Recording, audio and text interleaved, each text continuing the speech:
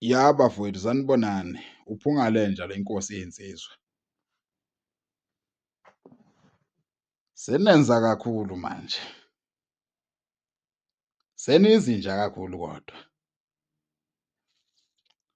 Ngicabanga ukuthi manje kuzomela ukuthi-ke kuvulwe-ke ikomiti. Kube nethimba nje lokulungisa igwegwe la ku-TikTok. Impela elisemthethweni ngoba-ke manje isimningi imonakalo. Ngicabanga ukuthi kuzomela ukuthi kube nabantu ababekwayo abazolawula u-TikTok wendlu emnyama. Abagunyazwayo futhi abaphiwe amandla okugweba umuntu. Kuvulwe icala umuntu aboshwe mangabe esethuka umuntu ngezinhlamvu impela nje okungadlalwa ngazo. Ngoba bafowethu u-TikTok manje usuyingozi ngale ndlela yokuthi sekungcono e-Alexandra naseThembisa. Sekungcono kakhulu e-Hillbrow manje. Uyazi ukuthi bafowethu u-TikTok kuzomela ukuthi ni-understand ukuthi indawo yokudlala ukukhiphela i-stress nje. Indawo yokuphumulela, indawo esingena kuyo ngedatha sonke. Sinezimpilo nje sonke nje noma singavela ngayiphi indlela ku-TikTok kodwa siney'mpilo ngasese. Ilokho okumele ukucabange before.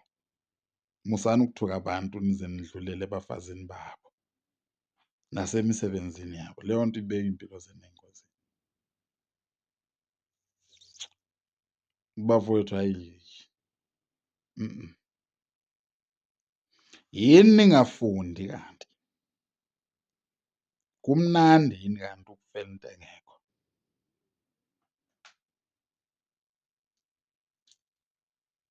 Umculo sowaphathwa osopolitiki manje. Le nto yenzeka kwipolitiki, hhayi emculweni.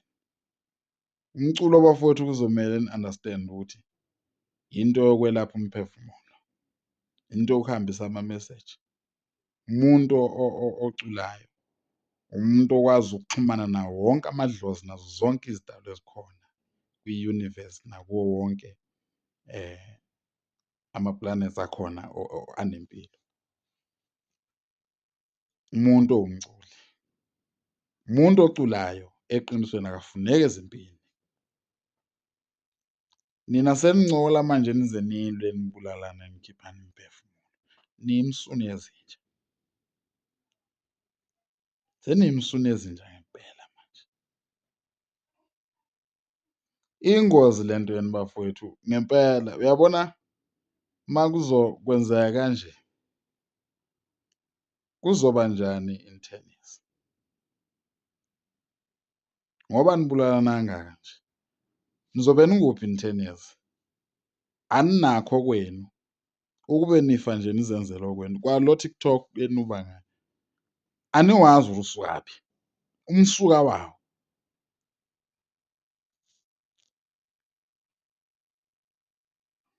Manisuka nizothuka abantu nithi abantu bokuhamba baniphuca imisebenzi. Akekho noyedwa umuntu okuhamba engangambona mina ekhuluma iy'ndaba ku-TikTok. Nizosebenza ngoba isikhathi. Nizosebenza sikhathi sini nisabulalana ko-TikTok? Cha nizinja ngempela. Nizosebenza nini nisabanga u-TikTok?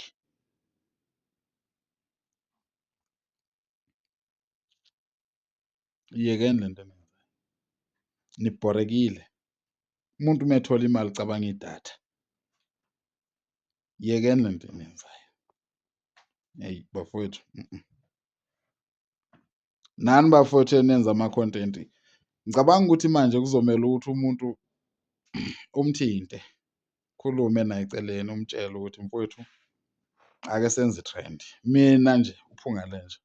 Bakhona engibathintayo ngimtshele umuntu mfowethu ake senze i-trend. Bese-ke manje-ke abanye beyithathe personal leyo nto leyo but ayinabo ubungozi uma mina nawe siye sayikhuluma ukuthi asenze okuthile sijabulise abantu okanye-ke sichithe isikhathi. Nina senibulalana senimijaza yangempela ke manje. Nizihlama, nimisunu.